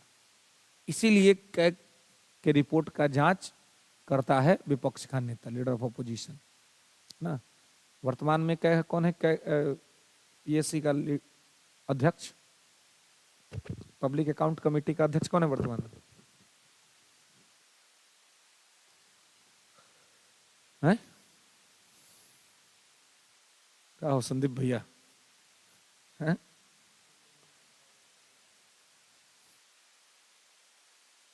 क्या सच बता दिए? क्या सच बता दिए? नहीं बिल्कुल सही बात की, काम किए आप। आदमी अगर अपने से सच नहीं बोलेगा तो कहाँ सच बोलेगा? और यहाँ थोड़ा ना आपको काला पानी का सजा हो रहा है ना। झूठ तो आदमी माता पिता के सामने ना बोलता है जी, मालूम है कि उपाय कर दो। फोन लगा पिताजी को कहिए था कि रात भर आज फिल्म देखे इसलिए क्लास नहीं गए। अब देखिए मजा कितना आता है। उनको पता नहीं है कि संदीप भैया कौन है, एस्पिरेंट सीरीज क्या है, तो ऐसे वो और उपाय करेंगे, है ना। कोनो आस पास में बढ़िया चाचा चाहे भाई को देकर जानते हैं ऐसा फिल्म है, जानकारी उसको भी नहीं है, तो कोनो भड़काने के लिए कह देगा बताइए ऐसा फिल्म देखना चाहिए, ऐसा फिल्म देख के टाइम बर्बाद कर। अब उसके बाद से जो बम्बार्डिंग होगा, है ना। हम लोग ईश्वर का आराधना क्या करते हैं? देखिए, ईश्वर हमारे सबसे अच्छे मित्र हैं, सबसे विश्वास पात्र मित्र है। जीवन में अगर कोई कष्ट है, कोई दिक्कत है, तो आप ईश्वर से कह सकते हैं। ईश्वर की आराधना इसीलिए, ईश्वर की आराधना इसलिए कि हमको कलेक्टर बना दे। कलेक्टर तो हम अपने कर्मों से ही बनेंगे, भगवान नहीं बनाएंगे। तो भगवान को भी पता है कि अगर हम सौदे करने जा रहे हैं तो कैसा सौदा कर रहे हैं। खूब बढ़िया सा महावीर मंदिर में जाइएगा तो 200 का नैवेद्यम लीजिएगा, 50 रुपए का माला लीजिएगा, खूब बढ़िया से करिएगा। तो ये ना करिएगा हाथ जोड़ कहिए कि ई बार IAS बना दीजिए। हम मालूम चलो कि बाप रे 1.5 लाख का नौकरी और 200 रुपया के प्रसादी, ये पहले ही घोटाला कर रहा है। इसका प्रोसेस घोटाला से शुरू हो रहा है, तो ये बन जाएगा तो गर्दमड़ा चा देगा भाई घोटाला का, है ना। ईश्वर को भी पता है, लेकिन अब पहला बात, ईश्वर को तो प्रसाद चाहिए नहीं हमसे। जो पूरे दुनिया को खिला रहा है उसको हम क्या ही खिलाएंगे? जो हम सबको खिला रहा है उनका ही आशीर्वाद है कि हम लोग को भोजन मिल जाता है। ये तो आप बहुत बार देखिएगा कि भोजन तैयार है, खूब बढ़िया से आपने श्रद्धा से बनाया है, और कुछ ऐसी अनहोनी हो जाएगी, कुछ ऐसी घटना घट जाएगी, कुछ ऐसा बात आपके साथ हो जाएगा कि आपका दिमाग खराब हो जाएगा। खूब श्रद्धा से बनाए थे कि आज बढ़िया से खाएंगे, जैसे नहा धोआ के भगवान को थोड़ा आराधना करके बैठे खाने, तो ऐसे ही कोई कांड हो गया। अब खा पाइएगा? नहीं खा पाइएगा। तो अगर हर चीज हमारे जीवन में अगर सुखमय पूर्वक चल रहा है, केवल इसी बात के लिए ईश्वर का आभारी होना है हमें। इसी बात के लिए आभार अगर हम उनको रोज व्यक्त करते रहें कि आपके कृपा से हाथ पैर आंख सब अच्छे चल रहे हैं, अच्छा घर है रहने के लिए, इतना ठंडा में हमारे पास ऐसा घर है कि ठंडा लगता नहीं है, बढ़िया बिस्तर है, बढ़िया रजाई है, कंबल है, पहनने के लिए अच्छा कपड़ा है, ये सब के लिए ही उनको आभार है। ये तो बहुत से ऐसे लोग हैं कि आप रोड पर चलिए तो देखिए, कल परसों रात में 8-9 बजे के अप्रॉक्स में मैं अचानक से घर से निकला, कुछ काम था मुझे और हरे निवास जाना था। तो वहाँ पर कुछ टेक्निकल प्रॉब्लम को ठीक कराने के लिए तो मैं वहाँ जा रहा था। उसके जस्ट अपोजिट, मोड़िया लोग के जस्ट अपोजिट थोड़ा सा छोटा सा जो फुटपाथ है एकदम ऐसे निकला हुआ आगे तरफ, बहुत सारे लोग जो थे वो वहीं पर कंबल ओढ़ के, पतला सा कंबल और बोरा बिछा करके लेटे हुए थे और एकदम ऐसे हुए जा रहे थे। उनको देखने के बाद लगता है कि हमारा जीवन तो बहुत अच्छा है। तो जो आपको ईश्वर ने दिया है उसके लिए ईश्वर को आभार है कि इतने काफी है। बाकी तो आप अपना कर्म करिए, उसको प्राप्त कीजिए, उसके लिए क्यों उनसे कहना। ईश्वर हमारे दोस्त मित्र इसलिए हैं कि अगर आप जीवन में कुछ गलती भी कर दीजिएगा ना, तो हम लोग सच भगवान के दरबार में ही बोलते हैं, नहीं वहीं जाके कहते हैं कि यार इस बार पढ़ाई नहीं हुई है, घूमने में रह गए, मस्ती करने में रह गए, तो कैसे कृपा कर दीजिए कि पीटी कम से कम हो जाए, ताकि कह पाए कि पीटी हुआ था। होता है ना, ये बात आप भगवान से कहिए सकते हैं, पिताजी से कह सकते हैं नहीं। अगर आप पिताजी को कहने चल गई बात कि पिताजी इस साल पढ़ाई ठीक नहीं हुआ है, लेकिन देखिए भगवान की कृपा होगा तो उपाय कर देंगे वो। तो ईश्वर आपके बहुत अच्छे मित्र हैं। क्यों आप अपने मन का, दिल का दुख या खुशी या अपने मन का बहुत बड़ा राज कोई है जो सिर्फ आप जानते हैं, वो आप उसी दरबार में कह सकते हैं। क्योंकि वहां जब कह दीजिएगा तो वहां से मैसेज लीक होने का संभावना नहीं है। आपको पता है कि वो जाके आपको पिताजी को नहीं बताएंगे या जाके आपके दुश्मन को नहीं बताएंगे। इस मामले में ईश्वर हमारा फ्रेंड है कि हम वहां पर खुल करके बात कर सकते हैं, खुल करके अपनी आत्मा की बात रख सकते हैं। दूसरा आदमी के सामने रखिएगा तो मैं हमेशा कहता हूं कि अपना राज किसी को मत बताइए, कोई कितना भी क्लोज क्यों ना हो। जो हो गया, जहां पे हो गया वो वहीं पर रहे और फिर आपके पास रहे। क्योंकि आज जो आपके साथ है गारंटी नहीं कि कल आपके साथ होगा, और जब आपके साथ नहीं होगा तो उन्हीं मुद्दों को उछाला जाएगा। इसलिए जो आपके पास है वो आपके पास है, बाकी जो लोग हैं वो हैं, ठीक है। हाँ, अगर कहना ही है, बहुत पीड़ा हो रही है, आदमी को बहुत सारा बात कहने का मन करता है कि कोई ऐसा हो जिससे कह दे, है ना, कह दीजिए जाके ईश्वर के दरबार में, कोई दिक्कत नहीं है, क्योंकि वहां से आपका मैसेज लीक नहीं होगा। इस मामले में वो हमारे फ्रेंड हैं और इस मामले में वो हमारे सहपाठी हैं, इस मामले में वो हमारे सब कुछ हैं। और जब आप बोल देते हैं तो मन भी थोड़ा सा रिलैक्स हो जाता है। ऐसा तो आदमी चाहिए ही लाइफ के अंदर में, जिससे कि आप कुछ बातें उस तरह की कर सके। लेकिन आज के समय में ऐसा दोस्त या ऐसे लोग मिलने बहुत दुष्कर हैं जो हर परिस्थिति में आपके साथ हो। कर्ण एक ही था, उसके बाद दूसरा कर्ण फिर नहीं हुआ आज तक, जिसका नाम इतिहास में दर्ज हो कि गलत होने के बावजूद उसको पता था कि मेरा मित्र गलत है, फिर भी अपने मित्र के साथ खड़ा रहा और उसके लिए मर गया। आजकल लोग कहते हैं कि तुम अगर अच्छा रहते ना तो हम तुम्हारा सपोर्ट करते। अरे पगला, अच्छा हम रहेंगे तो हमारा तो सब लोग सपोर्ट करेगा, पूरी दुनिया सपोर्ट करने के लिए आ जाएगी। मेरे बुरे वक्त में जो हमको सपोर्ट कर दिया, उससे बड़ा मित्र कोई नहीं। जो मेरा समय खराब था, मैं किसी लायक नहीं था, किसी काबिल नहीं था, फिर भी मेरा हाथ अगर थाम लिया, उसको जीवन में कभी नहीं भूलना चाहिए। बाकी जिस दिन आपका सिलेक्शन हो जाएगा, 2000 लोग आएगा जो आपको जानता तो नहीं होगा, आपको माला पहना करके और रोज फोन करेगा भैया क्या हाल है। लेकिन आज जब आप स्ट्रगल कर रहे हैं अपने लाइफ में, और आज अगर कोई आपको फोन करके पूछता है कि दोस्त कैसे हो, सब ठीक तो है, कभी कोई दिक्कत होगा तो बोलना, हम हैं, ऐसा दोस्त को कभी नहीं भूलना चाहिए।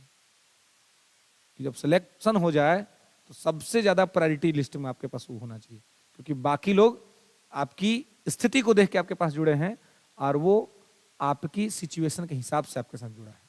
ये बहुत इंपॉर्टेंट चीज होता है। लेकिन दुर्भाग्य से है कि अभी का समय इतना प्रैक्टिकल हो गया है, इतना व्यवहारिक हो गया है कि ऐसे लोग मिलने मुश्किल है।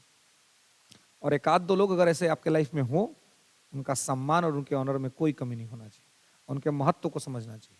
नहीं तो बाकी तो अपना ईश्वर है ही, उससे शेयर करिए, बाकी किसी से शेयर करने का जरूरत नहीं। अब पाइएगा कि आप बहुत मजबूत हैं। जब आपका राज को नहीं जानता है ना, फिर आप सबसे पावरफुल आदमी हैं। फिर खुल के खेलिए, यॉर्कर बॉल को फुल टस बना के मार दीजिएगा। लेकिन अगर मामला कहीं मैटर गड़बड़ भइल है तो आपको फुलटस बॉल को भी डक करना पड़ेगा और वहीं पे खेलना पड़ेगा। कहीं खिल जाएगा तो कौन कैच ले लेगा, है ना। तो बहुत बेहतर से और आसानी से इसको ये करना होता है। Proceed next.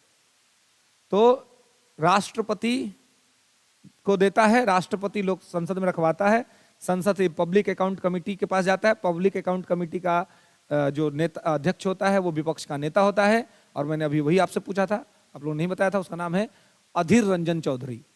ठीक है, कांग्रेस के ऑपोजिशन लीडर हैं। ठीक है, और पब्लिक अकाउंट कमेटी के लीडर वही हैं अधीर रंजन चौधरी। ठीक है, कि तोरा की भेलो कोई भी नियुक्त नहीं हुआ है, पब्लिक अकाउंट कमेटी का लीडर अपॉइंट किया गया अधीर रंजन चौधरी को। ठीक है, चलिए, तो यहां पर ध्यान रखिए। Next article 151,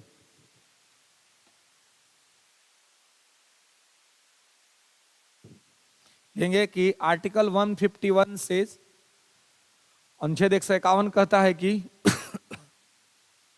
the report of the comptroller and auditor general of India,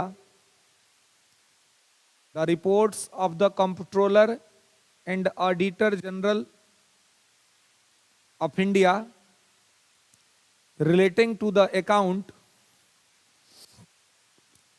relating to the account, relating to the account of the union, of the union shall be submitted to, of the union shall be submitted to the president, submitted to the president, who shall cause them to be laid, who shall cause them to be laid before each house of parliament, before each house of parliament। अनुच्छेद 151 कहता है कि भारत का नियंत्रक एवं महालेखा परीक्षक, भारत का नियंत्रक एवं महालेखा परीक्षक अपने रिपोर्ट को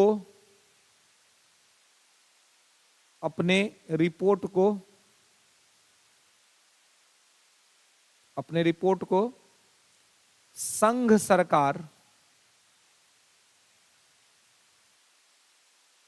अपनी रिपोर्ट को संघ सरकार का, अपनी रिपोर्ट को जो संघ सरकार का खर्चे का ब्यौरा है,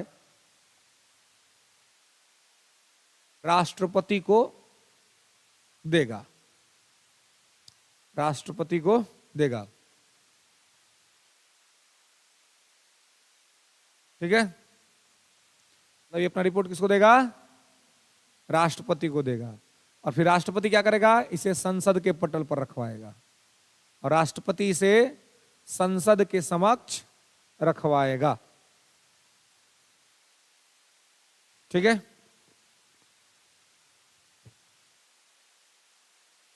अब देखिए, अगर चूंकि अभी सेंटर स्टेट दोनों के लिए करता है, तो यूनियन वाला जो रिपोर्ट होगा वो प्रेसिडेंट को दे देगा, क्योंकि यूनियन का मैटर प्रेसिडेंट देखेगा।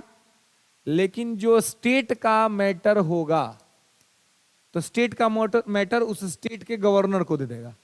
अगर बिहार का मैटर है तो बिहार के राज्यपाल के पास भेज देगा। तो ऐसे वहां राष्ट्रपति इसको रखवाएंगे संसद के पटल पर, वैसे संबंधित राज्य का राज्यपाल रखवाएगा उसकी विधानसभा में या विधायिका में। बिहार में विधानसभा दोनों है, तो दोनों जगह पर जाएगा, दोनों जगह पर इसमें डिस्कशन होगा, और फिर यहाँ भी पब्लिक अकाउंट कमेटी उसको देखेगी, है ना, कि भाई कहीं ऐसा तो नहीं कि स्टेट गवर्नमेंट कोई स्कैम कर रही है, कोई भ्रष्टाचार कर रही है। तो इस तरीके से यहाँ पर काम किया जाएगा। ओके, दिक्कत? चलिए, तो यहाँ पर ये सारी चीजें कैग के माध्यम से की जाएंगी। अब लिखेंगे अपॉइंटमेंट ऑफ कैग। कैग की नियुक्ति थोड़ा समझ लीजिए कि कैसे नियुक्त होता है कैग। कैग नियुक्त कैसे होता है?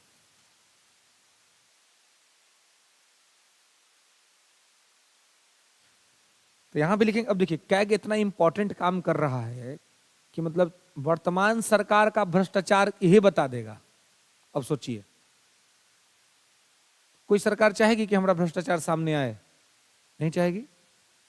तो फिर कैग को सरकार का एकदम हर चीज खोजना है, देखना है। तो ऐसे में कैग इंडिपेंडेंस कैसे काम करेगा? जैसे आप सुप्रीम कोर्ट को देखे थे पीछे कि सुप्रीम कोर्ट के इंडिपेंडेंसी के लिए तमाम प्रावधान किए गए हैं ताकि सुप्रीम कोर्ट डरे नहीं और खुल करके खेले, आउट होने का डरे नहीं है। यॉर्कर मार दिया, आके विकेट पर लग गया, तब वो एम्पायर कह देगा नो बॉल, मैटर खत्म है। तो जिसको आउट होने का डर नहीं हो तो हर बॉले को छक्का मारने का पड़ेगा ना। देखते ना, एक होता है फ्री हिट, तो फ्री हिट में पता है कि आउट नहीं होंगे तो हर खिलाड़ी उस पर चांस लेता है। सुप्रीम कोर्ट को ऐसे फ्री हिट मिला हुआ है कि खेलिए, ताकि आप इससे जस्टिस इंपैक्ट ना हो। ठीक उसी प्रकार से कैग को भी इंडिपेंडेंट बॉडी के तौर पर रखा गया है और उसको सारी शक्तियां दी गई हैं कि आप सरकार से बिना डरे ऑडिट कीजिए, और अगर सरकार के खिलाफ भी कोई बातें आपके सामने आती हैं तो आप उसको लिखिए, बताइए। और ऐसा बहुत बार हुआ है। आज तक के भारत के इतिहास में जितने स्कैम हुए हैं वो सब कैग ने बताए हैं कि यहां हुआ ऐसे, यहां हुआ ऐसे। अब जो स्पेक्ट्रम का मुद्दा उठा था या कोल घोटाला का मुद्दा मनमोहन सिंह के टाइम में उठा था, कौन बताया था? उस समय के कैग नहीं बताया था कैसा हो रहा है। उन्हीं के कैग, उसी रिपोर्ट के बेसिस पे तो सरकारें चली गई है ना। तो इसलिए कैग को तमाम शक्ति और अथॉरिटी दिया गया है। तो लिखेंगे थोड़ा सा कि there are several provision in the constitution, there are several provision in the constitution for safeguarding the there are several provision in the constitution for safeguarding the independence of CAG। संविधान के अंतर्गत नियंत्रक और महालेखा परीक्षक को स्वतंत्र रखने के लिए और सुरक्षित रखने के लिए तमाम प्रावधान किए गए हैं। There are several provision in the constitution of safeguarding the independence of CAG. नियंत्रक और महालेखा परीक्षक के स्वतंत्रता को संरक्षित करने के लिए संविधान में तमाम प्रावधान किए गए हैं। ठीक है, next. CAG is appointed by the president.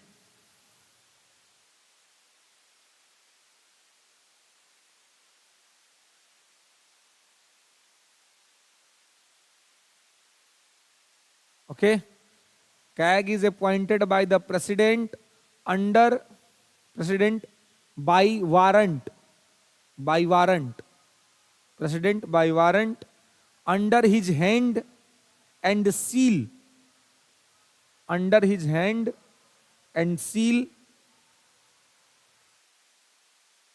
नियंत्रक एवं महालेखा परीक्षक की नियुक्ति राष्ट्रपति के द्वारा एक वारंट के माध्यम से किया जाता है। वारंट बोले तो आदेश पत्र, एक वारंट के माध्यम से किया जाता है। राष्ट्रपति के द्वारा एक वारंट के माध्यम से किया जाता है, मतलब एक आदेश पत्र के माध्यम से किया जाता है। ठीक है। सामान्य तौर पे जो कैग बनते हैं वो सीनियर आईएएस ऑफिसर्स होते हैं, है ना, जो सीनियर आईएएस ऑफिसर्स होते हैं। और कैग वैग बनने के लिए या बड़े पद, देखिए मतलब मेन तो चलिए अब जो अब पास करने के बाद जो जिला मिलता है तो पहला पद है। मतलब आप समझिए तो यूपीएससी के लिए डिस्ट्रिक्ट में कलेक्टर बनना या जिला में एसपी बनना, ये क्या हो गया, बउआ वाला पद हो गया। अभी भी जन्म हुआ, वो वाला मामला है ना। तो कलेक्टर और आईपीएस वाला पद वैसे ही है, क्योंकि अभी तो चलो जन्म हुआ है तो थोड़ा सीख लो, देख लो। मेन भूमिका इसके बाद आता है जब आप सेक्रेटरी बनते हैं किसी डिपार्टमेंट में, है ना। आप शिक्षा सचिव बन गए, वित्त सचिव बन गए। देखो ना, अभी के पाठक साहब ने हिला दिया पूरा बिहार को, अभी चले गए छुट्टी पर, कह रहे हैं हम काम पे नहीं आएंगे, है ना। तो इतना पावर होता है कि अगर आप चाह दीजिएगा तो पूरे सिस्टम को हिला कर रख दीजिएगा, है ना, अपने हिसाब से। तो वो वहाँ पे होता है, उस लेवल पे जाने के बाद होता है। लेकिन वही बात है कि इस लेवल तक पहुँचने के लिए, पता ना, हम लोग तो सोचते हैं कि नौकरी हो जाए बस केवल, किसी तरीके से नौकरी हो जाए, लेकिन प्रयास ये करना चाहिए कि नौकरी जितना जल्दी हो जाए ये सब उतना अच्छा है, क्योंकि जितना जल्दी होगा उतना हाई प्रमोशन होगा आपका, उतना बड़ा पद पर जाइएगा। और सचिव वचिव बनने के लिए बहुत जरूरी है कि 22 वर्ष से लेकर के 27 वर्ष के अंदर तक के में नौकरी लग जाए, क्योंकि अगर आप 30 साल 35 साल 40 साल पे अगर आप नौकरी में ही जाते हैं तो आपका करने के लिए बचता कहाँ है टाइम, कितना दिन जॉब करिएगा आप, फिर ऐसे में एकदम नॉर्मल से पद से रिटायरमेंट मिल जाएगा। इसलिए इन्हें 70वीं में नहीं हुआ तो 71वीं में हो जाएगा, 73वीं में हो जाएगा, 75वीं में कभी तो हो ही जाएगा। फिर हो जाएगा तो उसका कोई मतलब नहीं है, कोई खास मतलब नहीं है, क्योंकि फिर आप जो वो बड़ा पावर जो एंजॉय करना है वो आप नहीं कर पाएंगे। और उसके लिए है कि जितना जल्दी सिलेक्ट होइएगा तो आपका एज बचा रहेगा। फिक्स है ना, बीपीएससी जाइएगा तो 62 वर्ष में रिटायर होना है, यूपीएससी जाइएगा तो 65 वर्ष में रिटायर होना है। मालूम चला कि आप 40 वर्ष के बाद आपका सिलेक्शन हुआ, कितना दिन नौकरी करिएगा, 20 से 22 साल। अब वही कोई लड़का चाहे लड़की 23 वर्ष में नौकरी ले लिया, कितना दिन नौकरी करेगा जी, 30-35 साल तक नौकरी ये करेगा वो, तो ऐसे में वो बहुत बड़ा बड़ा पद से रिटायर करेगा। तो और ये सब पद पर भी क्या है, अब इसका टेन्योर लिख लीजिएगा। इसका टेन्योर क्या होता है, कार्यकाल। इनका कार्यकाल क्या होता है, 6 years और 65 years एज, 6 years और 65 years of age, which is comes earlier, whichever comes earlier, ऐसे लिखेंगे, whichever comes earlier। 6 साल अथवा आयु का 65 साल, इसमें से जो पहले आ जाए, 6 साल अथवा आयु का 65 साल, इसमें से जो पहले आ जाए। अब इसका मतलब समझ रहे हैं, 6 years और 65 years, which ever comes earlier. Better समझ रहे हैं, देखिए क्या है। एक तो फिक्स है कि भाई जो यूपीएससी वाले लोग ही इस पद पे जाते हैं, तो अब आप देखेंगे कि यूपीएससी का जो सर्विस टेन्योर है वो है 65 साल, है ना। तो मान लीजिए कि कोई 21-22 साल में सिलेक्ट हो गया, तो उसके पास तो बहुत लंबा लंबा समय रहेगा अपना जॉब संभालने के लिए। तो मान लीजिए कि वो आदमी 56 वर्ष का जब हुआ तो उसको भारत का कैग बना दिया गया, ठीक है। अब 56 वर्ष का हो गया तो कह रहा है कि 6 साल अथवा 65 साल, विच एवर कम्स अर्लियर। तो 6 साल आप इस पद पर रह सकते हैं, लेकिन अगर इसी में आपका रिटायरमेंट का एज आ गया, अगर 65 साल अगर पूरा हो गया तो आप रिटायर कर जाइएगा, फिर 6 साल आपका कंप्लीट नहीं हो पाएगा। लेकिन अगर मान लीजिए कोई 56 साल में कोई लड़का या लड़की को बना दिया जाता है ना, तो ये 63 साल तक करेगा, काम करेगा ना, और उसके बाद क्या होगा, रिटायर करेगा।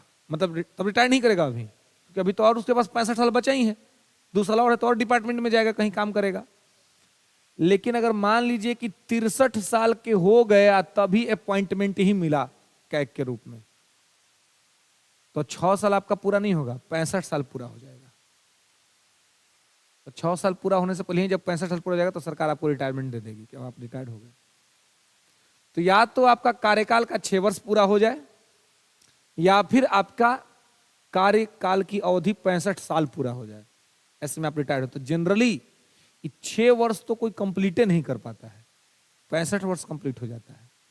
रीजन ये कि इतना अनुभव होने के बाद ही पद आपको दिया जाता है कि आप ऐसे ही बूढ़ा हो जाते हैं, 60-62 साल के हो जाते हैं, उसके बाद सरकार को लगता है कि इस आदमी के पास अच्छा खासा एक्सपीरियंस आ गया, तब वो आपको ये ऑडिट का काम देती है, आपके नेतृत्व में पूरा इंडिया का ऑडिट होता है। तो ऐसे में 65 साल पूरा हो जाता है, इसलिए कहते हैं 6 साल अथवा 65 साल, विच एवर्स कम्स अर्लियर, इसमें से जो पहले आ जाएगा। 6 साल पूरा हो गया तो भी आप निकल जाएंगे यहाँ से, दूसरा डिपार्टमेंट में चल जाएंगे, और अगर आपका 65 साल पूरा हो गया तो फिर तो आपका रिटायरमेंट ही हो जाएगा। तो जनरली 65 ही साल पूरा हो जाता है, 6 साल पूरा ही नहीं होता है, क्योंकि 62, 63, 64 तक के एज में जाकर के ये पद मिलता है लोगों को, है ना। तो ऐसे में 65 साल पूरा हो जाता है और रिटायर होना पड़ता है। क्लियर है, कोई दिक्कत? नेक्स्ट लिखिए। CAG can be removed by the president. CAG can be removed by the president only is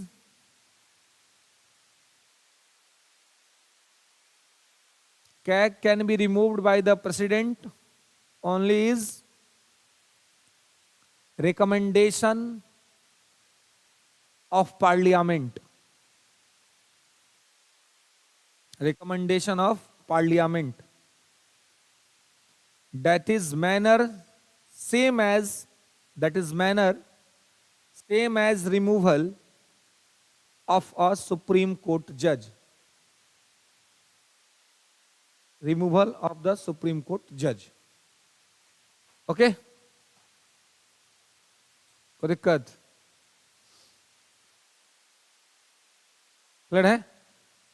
आपको लिखना है ना जी भी, लिख लीजिएगा कि भारत के नियंत्रक एवं महालेखा परीक्षक को राष्ट्रपति के द्वारा हटाया जा सकता है। राष्ट्रपति के द्वारा हटाया जा सकता है, लेकिन सिर्फ संसद के सिफारिश पर। जैसे सर्वोच्च न्यायालय के न्यायाधीशों को हटाया जाता है, जैसे सर्वोच्च न्यायालय के न्यायाधीशों को हटाया जाता है।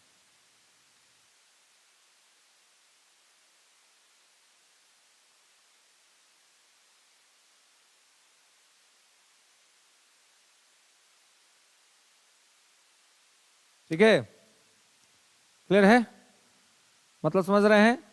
तो इसका क्या मतलब है जी कि सरकार इनको अपने मर्जी से नहीं हटा सकती। ऐसा नहीं होगा कि सरकार के खिलाफ भ्रष्टाचार बता दिए तो सरकार चाहेगी तो हटा देगी, नहीं है, पावर ही नहीं हटाने का।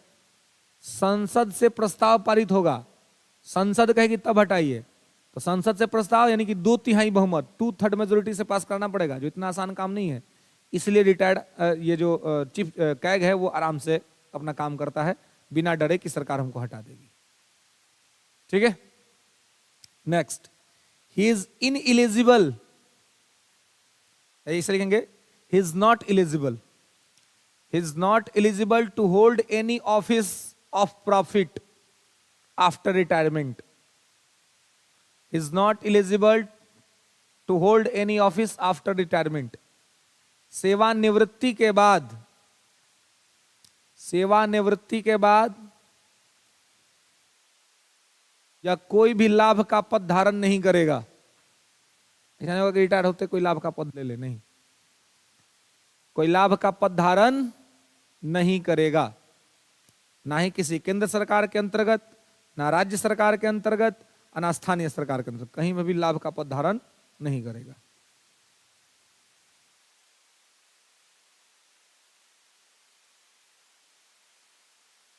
अपना करे, प्राइवेट अगर कहीं कुछ कर रहा है तो, लेकिन कोई लाभ का पद पर काम नहीं करेगा। ठीक है, हाँ, प्राइवेट में क्या दिक्कत है? सरकार का इन्वॉल्वमेंट उसमें नहीं होना चाहिए। ठीक है, प्राइवेट नौकरी थोड़ा लाभ का पद है, लाभ का पद पहले ही बता चुके आप लोगों को। जब कह रहे हैं कि लाभ के पद पे काम नहीं करेगा, तो लाभ का पद मतलब सरकारी नौकरी, सरकार के अधीन कोई काम नहीं करेगा। उसके बाद क्या सब बुरा पता रहता है, और क्या पता किसी को इसी लाभ में लालच फायदा पहुंचा दे कि ठीक है रिटायरमेंट के बाद हमारे यहाँ नौकरी दे देना, तुम्हारे यहाँ रिटायर होकर फ्री ना रहेंगे, तो घर जाके पोता पोते के साथ खेलने से अच्छा कि तुम्हारे पास आके काम करें। रिटायरमेंट के बाद आदमी को काम करने का बहुत मन करता है, रिटायरमेंट से पहले भले नहीं करता हो, क्योंकि अब मान लीजिए आप 25-30 साल जॉब करिएगा, लगातार एक ड्यूटी आवर है, आपका काम है, और अचानक से एक दिन आपको विदा कर दिया जाएगा कि भाई अब हो गया, आप घर आ जाइएगा। अब मालूम चला कि अब घर में अब बैठे हैं, तो जैसे बाहर हुकुम चलाए हैं, घर में हुकुम तो किसी का नहीं चलता जी, है ना। बाहर तो भाई आप अधिकारी पूरा एकदम, है ना। हम तो ऐसा अधिकारी लोग को देखते हैं, कभी कोई चल जाते हैं उनके यहाँ घर और तो देखते हैं कि मैडम पावर में है। बाहर में तो सर एकदम पूरा ऐसे वैसे एकदम उखाड़ फुखाड़ कर दो, है ना। और मैडम कहती है कि अच्छा गेस्ट है, चाय तुम ही बनाना दो भाई, कुछ बनाने का, हमारे मित्र है, है ना, विवेक शर्मा, तो वहीं जेल के पास उसका घर।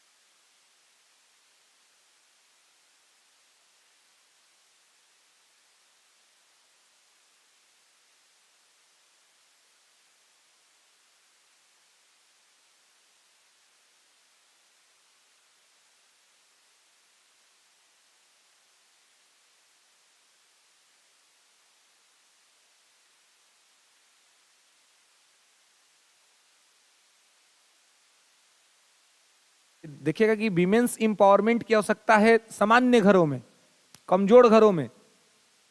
जो आप एलाइट क्लास में जितना ऊपर आप जाइएगा ना, वहां विमेंस इंपावरमेंट हो चुका है, महिला सशक्तिकरण हो चुका है। वहां पुरुष निशक्त हो रहे हैं बेचारे, उनको थोड़ा सशक्त करने की आवश्यकता है। उनको कहने का आवश्यकता है कि भाई तुम्हारे पास भी पावर है ना, you have also enjoy your power, है ना। लेकिन वो खुद छोड़ देता है, चलो भाई कोई बात नहीं, क्योंकि बाहर कर चुका है। अब ऐसे में जब आप रिटायरमेंट होके आते हैं, तब आपका कोई आदेश मानने वाला बाहर में नहीं है, घर में तो पहले से नहीं मानता था।